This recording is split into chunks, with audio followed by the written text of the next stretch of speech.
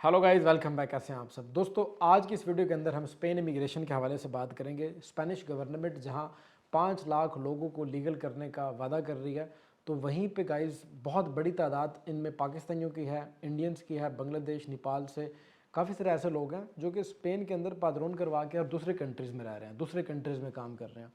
अब स्पेन जो लीगल करेगी तो ये सिर्फ इंडियंस या पाकिस्तानियों को लीगल नहीं करेगी, बल्कि इसके अंदर दुनिया के हर कंट्री से लोग मौजूद हैं। अफ्रीका से हैं, अरब कंट्रीज से हैं, पाकिस्तान से हैं, साउथ अमेरिका के काफ़ी सारे ममालिक ऐसे हैं जिनके शहरी यहाँ स्पेन में आके डॉक्यूमेंट्स के लिए वेट कर रहे हैं।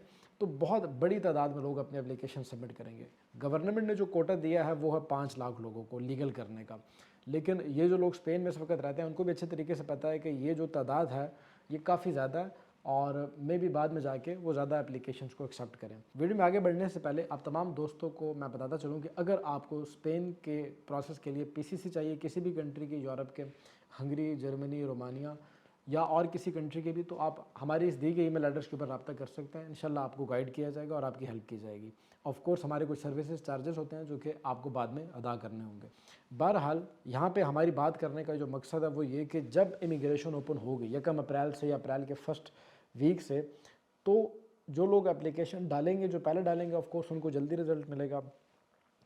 तो हर बंदे की कोशिश ये होगी कि वो जल्द से जल्द अपनी एप्लीकेशन सबमिट करें। और इस पूरी कंडीशन के अंदर जो ग्राउंड रियलिटी है स्पेन के अंदर वो ये है कि जो अपोजिशन पार्टीज़ हैं वो इस चीज़ से बिल्कुल भी एग्री नहीं है कि इतने ज़्यादा लोगों को लीगल किया जाए। वो उस चीज़ से बिल्कुल खुश नहीं है और वो आए रोज़ नई से नई बहस कर रहे हैं पार्लियामेंट के अंदर और न्यूज़पेपर्स में। जो लोग स्पेन में रहते हैं उनको अच्छे तरीके से पता होगा, अपोजिशन पार्टी ने बिल्कुल भी इस चीज़ को एक्सेप्ट नहीं किया कि इतने ज़्यादा लोगों को लीगल किया जाए।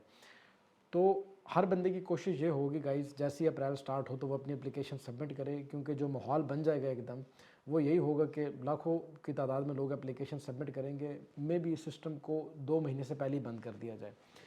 तो अब इस पूरे सिनेरियो के अंदर आप लोगों के लिए क्या एडवाइस है। अगर आप लोग स्पेन के अंदर अपने डॉक्यूमेंट्स का वेट कर रहे हो, आप लोगों ने भी अप्रैल के फर्स्ट वीक में या अप्रैल के अंदर अपनी एप्लीकेशन डालनी है, तो उसके लिए आपको अपने डॉक्यूमेंट्स पूरे करके रखने होंगे गाइस। डॉक्यूमेंट्स आपको अपने प्रॉपर तरीके से मैनेज करने होंगे ताकि जैसे ही अब इमिग्रेशन ओपन हो तो आप सबसे पहले जाएं और आप अपनी फ़ाइल सबमिट कर दें इमिग्रेशन के अंदर।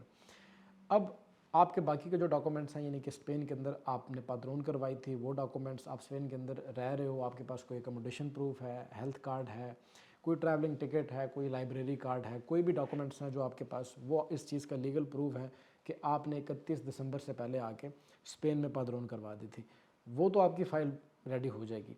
अब इसके साथ आ जाते हैं उन डॉक्यूमेंट्स की तरफ जो कि आपको अपने कंट्री पाकिस्तान से चाहिए होंगे या उन कंट्री से चाहिए होंगे जहाँ पे आप पहली मरतबा ट्रैवल करके शिंजन में इंटर हुए थे। तो आपको चाहिए होगा पाकिस्तान से या इंडिया से, अब अगर आप बिलोंग करते हो, या नेपाल से हो, या बांग्लादेश से, या श्रीलंका से हो, तो आपको अपनी कंट्री का पुलिस क्लियरेंस सर्टिफिकेट सबसे पहले चाहिए होगा। पुलिस क्लियरेंस सर्टिफिकेट या पुलिस करैक्टर सर्टिफिकेट आपको अपनी कंट्री से बनवाना होगा, प्लस आपको उस कंट्री का भी पुलिस करैक्टर सर्टिफिकेट चाहिए होगा जिस कंट्री के अंदर आप वीज़ा लेके शेंजन में इंटर हुए थे। फॉर एग्जांपल, अगर आप जर्मनी का वीज़ा लेके आए थे तो आपको जर्मनी का भी पुलिस क्लियरेंस सर्टिफिकेट चाहिए होगा। अगर आप रोमानिया में आए थे तो आपको रोमानिया का चाहिए होगा। अगर आप हंगरी में आए थे तो आपको हंगरी का पुलिस क्लियरेंस सर्टिफिकेट चाहिए होगा। अब पुलिस क्लियरेंस सर्टिफिकेट तो आपको मिल जाएगा। अब वापस चले जाते हैं आपके अपने होम कंट्री के पुलिस करैक्टर सर्टिफिकेट के ऊपर कि वो आपको कैसे बनवाना होगा। सबसे पहले अगर पाकिस्तान की बात करें तो पाकिस्तान के अंदर आपको सबसे पहले तो अपने डिस्ट्रिक्ट का या जिस इलाके से आप बिलोंग करते हो उस इलाके का आपको पुलिस क्लियरेंस सर्टिफिकेट बनवाना होगा। उसके बाद आपको नेशनल पुलिस ब्यूरो की तरफ से भी पुलिस करैक्टर सर्टिफिकेट की डिमांड होगी। आपका नॉर्मल पुलिस करैक्टर सर्टिफिकेट पहले बनेगा, उसके बाद नेशनल पुलिस ब्यूरो का सर्टिफिकेट बनेगा। जो national police bureau certificate issue करेगी आपको, उसके ऊपर लिखा होगा कि वो किस कंट्री के लिए आपको इशू कर रहे हैं। तो अगर आप आपको स्पेन के लिए कर रहे हैं, ऑफ कोर्स आपको स्पेन के लिए चाहिए तो वहाँ पे लिखा होगा कि ये स्पेन के लिए वैलिड है।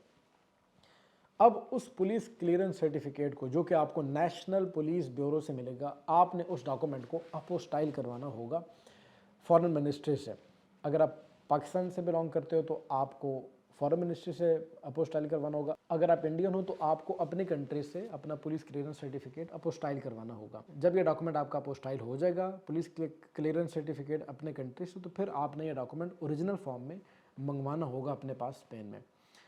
इसके साथ ही आपको उस कंट्री के भी, जैसे मैंने बताया आपको कि जिस कंट्री में आप लीगल ट्रैवल करके आए थे शेंजन के अंदर, जिस कंट्री ने आपको वीज़ा दिया था पहली मरतबा एंट्री करने के लिए, तो उस कंट्री का आपको पुलिस कैरेक्टर सर्टिफिकेट चाहिए होगा। यहाँ पे एक बात आपने माइंड में रखनी है कि ये जो मैं कह रहा हूँ कि आपको जिस कंट्री ने पहली मरतबा वीज़ा दिया था यूरोप में एंट्री करने के लिए, ये नॉर्मली वो वीज़ाज़ हैं जो कि लॉन्ग टर्म वीज़ाज़ होते हैं, यानी कि आपकी रजिस्ट्रेशन हुई हो, वहाँ पर आपकी पर्सनल इन्फॉर्मेशन का जो रिकॉर्ड है वो उस कंट्री के पास सेव हो और वहाँ से आप अपना पुलिस क्लियरेंस सर्टिफिकेट फिर निकलवा पाओगे।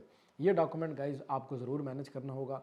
आप पाकिस्तान से बिलोंग करते हो, इंडिया से बिलोंग करते हो, बांग्लादेश से हो, नेपाल से हो, किसी कंट्री का भी अगर आपको पुलिस क्लियरेंस सर्टिफिकेट नहीं मिल पा रहा, आपको उसमें कोई हेल्प चाहिए, तो उसके लिए आप इस दी गई ईमेल एड्रेस के ऊपर रब्ता कर सकते हैं। जैसे ही मेरे पास या मेरी टीम के पास टाइम होगा, हम आपको रिस्पॉन्स करेंगे और आपकी हेल्प की जाएगी। प्लस वो भाई जो कि यूरोप के किसी भी कंट्री का पुलिस क्लियरेंस सर्टिफिकेट बनवाने के लिए इंटरेस्टेड है, या उनको समझ नहीं आ रही है कैसे बनेगा और उसके लिए उनको कोई सर्विसेज चाहिए, तो वो रब्ता कर सकते हैं इस ईमेल एड्रेस के ऊपर और हम उनकी हेल्प करेंगे।